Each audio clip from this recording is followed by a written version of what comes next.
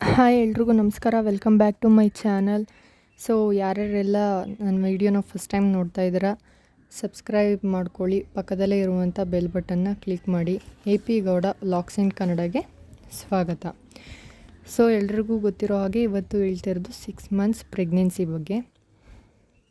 ಅದರಲ್ಲಿ ಫಸ್ಟ್ ಮದರ್ಸಲ್ಲಿ ಹೊಟ್ಟೆ ಬರೋಕ್ಕೆ ಶುರು ಆಗಿರುತ್ತೆ. ಇವಾಗಿಂದ ಅದ್ರ ಜೊತೆಗೆ ಸ್ಟ್ರೆಚ್ ಮಾರ್ಕ್ಸ್ ಕೂಡ ಬರುತ್ತೆ. ಅದಕ್ಕೆ ಬರೋದಕ್ಕಿಂತ ಮುಂಚೆ ಒಳ್ಳೆ ಮಾಯ್ಶ್ಚರೈಸಿಂಗ್ ಕ್ರೀಮ್ ಹಚ್ಕೊಳ್ಳಿ. ಇಲ್ಲಾಂದರೆ ಹರಳೆಣ್ಣೆ ಮಸಾಜ್ ಮಾಡಿ, ಟೈಟಾಗಿ ಮಾಡಬಾರ್ದು, ಸಾಫ್ಟಾಗಿ ಮಸಾಜ್ ಮಾಡಿ.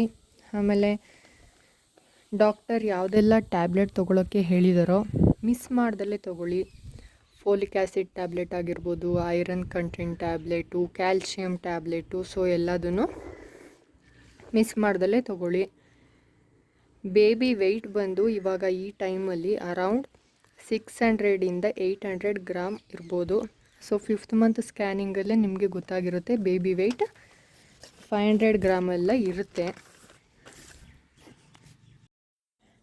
ಇವಾಗ ಪಾಪುಗೆ ನೀವು ಮಾತಾಡೋದೆಲ್ಲ ಕೇಳಿಸುತ್ತೆ. ಒಳ್ಳೊಳ್ಳೆ ಮಾತಾಡಿ, ಬುಕ್ಸ್ ಓದಿ, ಒಳ್ಳೆ ಸಾಂಗ್ಸ್ ಕೇಳಿ, ಸ್ವಲ್ಪ ಜೋರಾಗಿ ಮಾತಾಡಿದ್ರೆ ಅದು ಎಲ್ಲ ಕೇಳಿಸ್ಕೊಳ್ಳುತ್ತೆ. ಪಾಪು ಕಿಕ್ ಮಾಡೋಕ್ಕೆ ಶುರು ಮಾಡಿರುತ್ತೆ. ಯಾರಿಗೆಲ್ಲ 5th ಮಂತಲ್ಲಿ ಕಿಕ್ ಮಾಡಿರಲ್ವೋ ಇವಾಗ ಪ್ರತಿಯೊಬ್ಬರಿಗೂ ಕೂಡ ಫೀಲ್ ಆಗುತ್ತೆ ಈ ಟೈಮಲ್ಲಿ ನೋಡಿ. ಆಮೇಲೆ ಈ ಟೈಮಲ್ಲಿ ನೀವು ನೀರನ್ನು ಹೆಚ್ಚಾಗಿ ಕುಡಿಬೇಕಾಗುತ್ತೆ.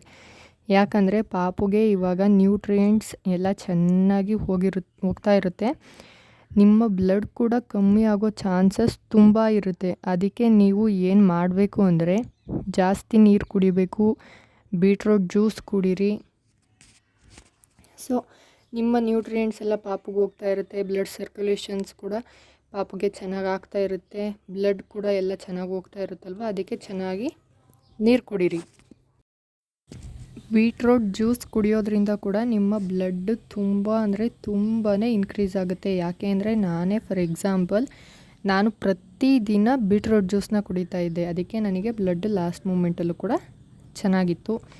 ಸೊ ಒಳ್ಳೊಳ್ಳೆ ಊಟ ಮಾಡಿ, ಸೊಪ್ಪು ತರಕಾರಿ ಎಲ್ಲ ಚೆನ್ನಾಗಿ ತಿನ್ನಿ. ಡೈಲಿ ಚೆನ್ನಾಗಿ ನೀವೆಷ್ಟು ಹೊಟ್ಟೆ ತುಂಬ ಊಟ ಮಾಡ್ತೀರೋ ಅಷ್ಟು ಒಳ್ಳೆಯದು. ನ್ಯೂಟ್ರಿಯೆಂಟ್ಸ್ ಇರೋ ಫುಡ್ನೇ ತೊಗೊಳ್ಳಿ. ಸೊ ಬೇರೆ ಬೇರೆ ಬೇಕ್ರಿ ಐಟಮ್ಸು, ಪಾನಿಪುರಿ, ಗೋಬಿ ಇದೆಲ್ಲ ತೊಗೋಬೇಡಿ. ಆಮೇಲೆ ಹಣ್ಣುಗಳನ್ನ ತಿನ್ನಿ. ಅದರಲ್ಲೂ ಕೂಡ ದಾಳಿಂಬೆ ಹಣ್ಣಲ್ಲಿ ಎಷ್ಟು ಬ್ಲಡ್ ಕೂಡುತ್ತೆ ಅಂತ ಅಂದರೆ ಅಷ್ಟು ಚೆನ್ನಾಗಿ ಕೂಡುತ್ತೆ. ನಿಮಗೆ ದಾಳಿಂಬೆ ಹಣ್ಣು ಅಷ್ಟೇ ಒಳ್ಳೆಯದು. ಸೊ ಅದರಿಂದ ಕೂಡ ಬ್ಲಡ್ಡು ತುಂಬಾ ಇನ್ಕ್ರೀಸ್ ಆಗುತ್ತೆ. ದಾಳಿಂಬೆ ಹಣ್ಣು ತುಂಬ ಬಾಡಿಗೆ ಒಳ್ಳೆಯದು. ದಾಳಿಂಬೆ ಹಣ್ಣು ಹಾಗೆ ತಿನ್ನೋಕ್ಕಾಗಲಿಲ್ಲ ನಿಮ್ಮ ಕೈಯಲ್ಲಿ ಅಂತ ಅಂದರೆ ನೀವು ಅದನ್ನು ಜ್ಯೂಸ್ ಬೇಕಾದರೂ ಮಾಡಿಕೊಂಡು ಕುಡಿಬೋದು.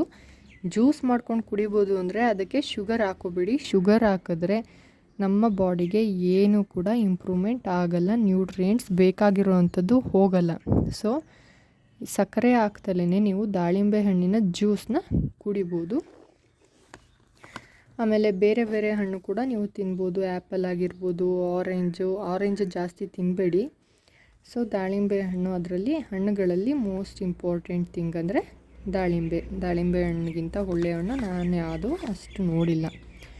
ನೆಕ್ಸ್ಟು ಬಟರ್ಫ್ಲೈ ಎಕ್ಸಸೈಸ್ ಮಾಡೋದ್ರಿಂದ ತುಂಬಾ ಒಳ್ಳೆಯದು. ಈ ಥರ ಬಟರ್ಫ್ಲೈ ಪೊಸಿಷನಲ್ಲಿ ನೀವು ದಿನಕ್ಕೆ 20 ನಿಮಿಷ ಕೂರೋದ್ರಿಂದ ನಿಮ್ಮ ಮಸಲ್ಸ್ ಎಲ್ಲ ಲೂಸ್ ಬಿಡುತ್ತೆ. ನಾರ್ಮಲ್ ಡೆಲಿವರಿಗೆ ತುಂಬಾ ಹೆಲ್ಪ್ ಆಗುತ್ತೆ. ಅದರಿಂದ ಬಟರ್ಫ್ಲೈ ಎಕ್ಸಸೈಸ್ನ ನೀವು ದಿನಕ್ಕೆ 20 ನಿಮಿಷ ಆಗಲಿಲ್ಲ ಅಂತ ಅಂದರೆ ಅಟ್ಲೀಸ್ಟ್ ಒಂದು 10 ನಿಮಿಷ ಆದರೂ ಕೂತ್ಕೊಳ್ಳಿ ಈ ಥರ ಕಾಲಾಕೊಂಡು. ಸೊ ನಿಮ್ಮ ಮಸಲ್ಸ್ ಎಲ್ಲ ಲೂಸ್ ಬಿಡುತ್ತೆ. ನಿಮಗೆ ತುಂಬ ಅಂದರೆ ತುಂಬಾ ಹೆಲ್ಪ್ ಆಗುತ್ತೆ. ನೆಕ್ಸ್ಟ್ ಬಂದರೆ ಇನ್ನು ನೀವು ಯಾವ ರೀತಿ ಮಲ್ಕೋತೀರಾ ಅಂತ ಹೇಳಿ. ಬಟರ್ಫ್ಲೈ ಎಕ್ಸಸೈಸ್ ಜೊತೆಗೆ ನೀವು ಬ್ರೀತಿಂಗ್ ಎಕ್ಸಸೈಸ್ ಕೂಡ ಮಾಡ್ಬೋದು. ತುಂಬಾ ಒಳ್ಳೆಯದು ಹೆಲ್ತ್ಗೆ. ಬ್ರೀತ್ ಇನ್ ಬ್ರೀತ್ ಔಟ್ ಆ ಥರ ಒಂದು ಮೂಗನ್ನ ಹಿಡ್ಕೊಂಡು ಮಾಡ್ಕೊಬೋದು. ತುಂಬಾ ಹೆಲ್ತ್ಗೆ ಒಳ್ಳೆಯದು. ಸೊ ನೆಕ್ಸ್ಟ್ ಬಂದರೆ ಮಲಗೋ ಪೊಸಿಷನ್.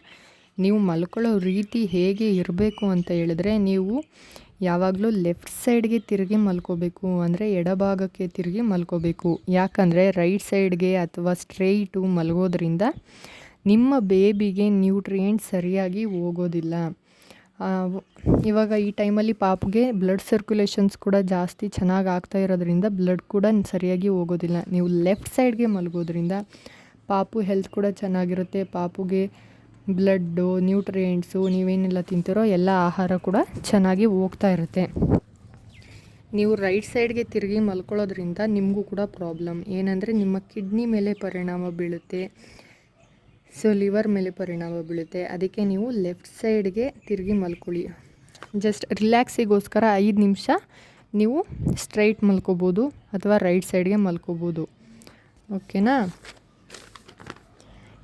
ಆಮೇಲೆ ಈ ಟೈಮಲ್ಲಿ ಆಮ್ನಿಯಾಟಿಕ್ ಫ್ಲೂಯಿಡ್ ಕೂಡ ಜಾಸ್ತಿ ಆಗುತ್ತೆ. ಅದಕ್ಕೆ ನೀವು ಚೆನ್ನಾಗಿ ನೀರು ಕುಡಿಬೇಕು, ಹಣ್ಣಿನ ಜ್ಯೂಸ್ಗಳನ್ನ ಕುಡಿಬೇಕಾಗುತ್ತೆ. ಇನ್ನು 6 ತಿಂಗಳ ನಂತರ ಬ್ಲಡ್ ಜಾಸ್ತಿ ಆಗುವಂಥ ಫುಡ್ಗಳನ್ನ ತಗೋಬೇಕು. ಬ್ಲಡ್ ಜಾಸ್ತಿ ಏನು ತಿಂದ್ರಲ್ಲಾಗುತ್ತೆ ಬ್ಲಡ್ಡು. ಸೊ ಆಮೇಲೆ ರಾಗಿ ಆರೋಗ್ಯಕ್ಕೆ ತುಂಬ ಒಳ್ಳೆಯದು. ಡೈಲಿ ರಾಗಿ ಗಂಜಿ ಅಥವಾ ರಾಗಿ ಮುದ್ದೆ ಯಾವುದಾದ್ರೂ ಅಂತ ತಗೊಳ್ಳಿ.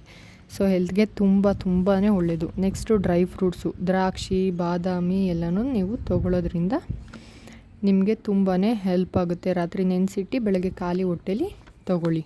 ಆಮೇಲೆ ಡೈಲಿ ಒಂದು ಮೊಟ್ಟೆ ತಿನ್ನಿ. ಮೊಟ್ಟೆ ತಿನ್ನೋದ್ರಿಂದ ಪ್ರೋಟೀನ್ ಜಾಸ್ತಿ ಆಗುತ್ತೆ. ಈ ಟೈಮಲ್ಲಿ ಪಾಪುದು ಬ್ರೈನ್ ಡೆವಲಪ್ಮೆಂಟ್ ಕೂಡ ಜಾಸ್ತಿ ಇರೋದ್ರಿಂದ ಅದಕ್ಕೂ ಹೆಲ್ಪ್ ಆಗುತ್ತೆ. ನೆಕ್ಸ್ಟ್ 6th ಮಂತಲ್ಲಿ ಆಲ್ಮೋಸ್ಟ್ ಎಲ್ರಿಗೂ ಕೈಕಾಲು ನೋವಿರುತ್ತೆ. ಅದಕ್ಕೆ ಸ್ವಲ್ಪ ಬಿಸಿನೀರು ಸ್ನಾನ ಮಾಡಿ ಚೆನ್ನಾಗಿ ಊಟ ಮಾಡಿ ರೆಸ್ಟ್ ಮಾಡಿ ಆದಷ್ಟು. ಸೊ ಎಷ್ಟೊತ್ತಾಗುತ್ತೋ ಅಷ್ಟೊತ್ತು ವಾಕಿಂಗ್ ಮಾಡಿ, ಇಷ್ಟೇ. ಸೊ ಯಾರ್ಯಾರಿಗೆಲ್ಲ ನನ್ನ ವಿಡಿಯೋ ಇಷ್ಟ ಆಯಿತು ಲೈಕ್ ಮಾಡಿ, ಶೇರ್ ಮಾಡಿ, ಸಬ್ಸ್ಕ್ರೈಬ್ ಮಾಡಿ. Thank you.